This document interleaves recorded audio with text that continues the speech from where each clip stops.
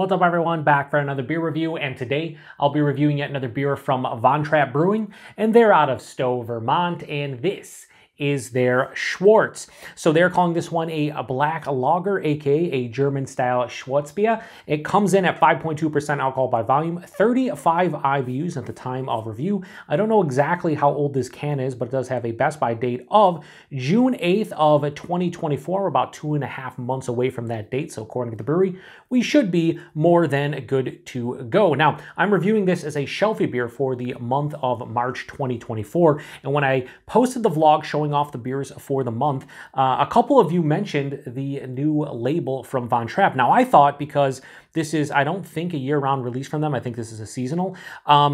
I just thought, you know, it's a label because it's a specialty release, a seasonal or like a limited release. No, they have actually changed the labels for all of their beers as far as I can tell. And I do enjoy, you know, the slick, kind of clean look to them. They're really nice. However, I don't think they stand out as much as their old labels. I feel like if this was on a shelf next to their old label, I would probably just grab the old label because I feel like that kind of, again, it sticks out. It kind of pops a little bit more where this is a little bit more dull. However, you did not come here for me to talk about and review the label of this beer. At least I hope not. If so, I'm doing something extremely wrong. But regardless of what the label looks like, we're going to review the beer inside the can. So let's crack this one open. Like I always say, when it comes to, you know, lagers of any kind for the most part, I like dark lagers, whether it's, you know, a German black lager like this or a, say, Czech style dark lager or like a Doppelbock or something. I am a huge fan of darker lagers. So I am assuming that I'm going to enjoy this. What they say about assumptions can be said about my channel. I won't say it. Anyway, yeah, that looks beautiful. Like on camera, it's going to be probably very dark, maybe not pitch black, but definitely a dark brown. In person, it pours out like a very deep, dark brown, almost ruby mahogany color. Looks like Coca-Cola in the glass. Has almost a 3-finger of this straight up khaki colored head. Might even be a little bit darker, almost like a kind of like a toffee colored head. Yeah, I'd say more like a toffee colored head. Some big bubbles, small bubbles. Has a good good look to it. It looks a little bit soap sudsy, a little bit creamy, but in general it looks nice. I can't really tell if there's a ton of carbonation based on that head and the style and everything. The carbonation should be appropriate. But yeah, that looks really nice. If we're talking about a, you know, German-style black lager, looks nice. It's good nose. Yeah, and it smells so good. There is a ton of like toasty, roasty brown bread. I can't speak anything. Toasted brown bread, we'll say, okay? Toasted brown bread. A little bit of like a bittering kind of like cocoa powder, baker's chocolate, touch of caramel.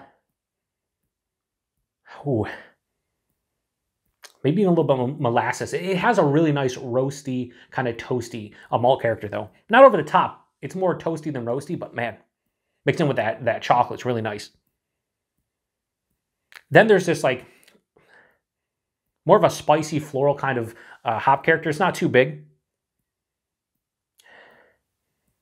Maybe a very slight kind of like darker stone fruit. Nondescript though. Oh, I could just sit here and smell this all day. Yeah, this smells fucking delicious. Let's get into it. Prost, everyone.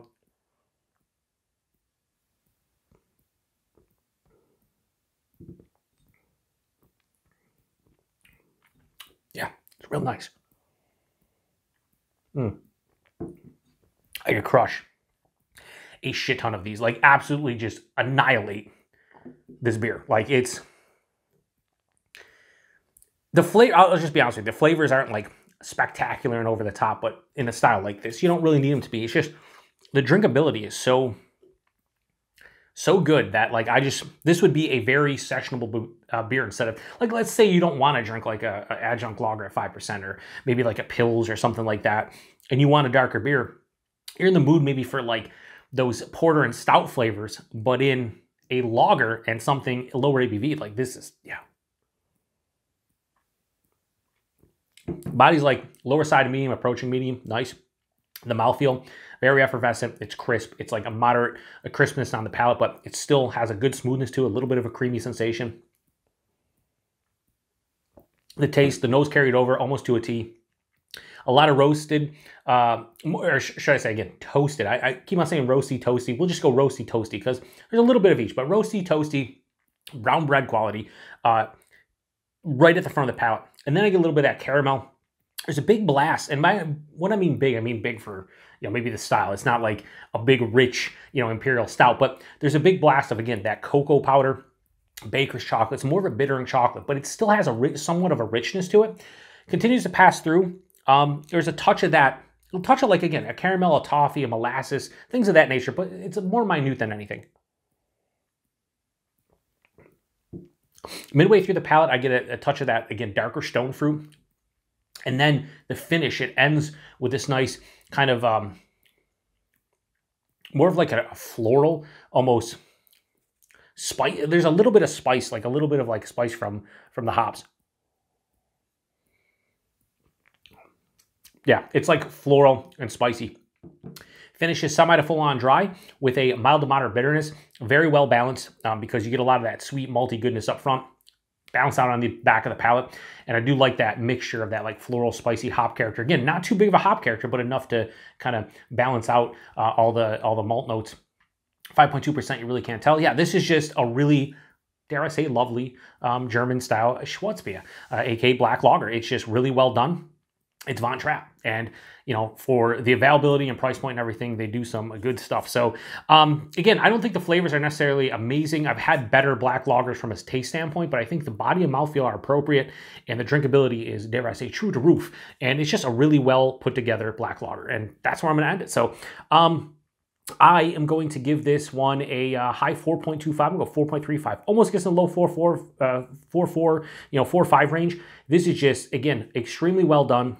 And this is one of the better, like, regular / seasonal offerings I've had from Von Trapp. I've had some of their, you know, their collaboration, the Stowe style series. One or two of them has been better than this, but this is just, this is up there for me. But this is, again, a little bit biased because, you know, this is my wheelhouse.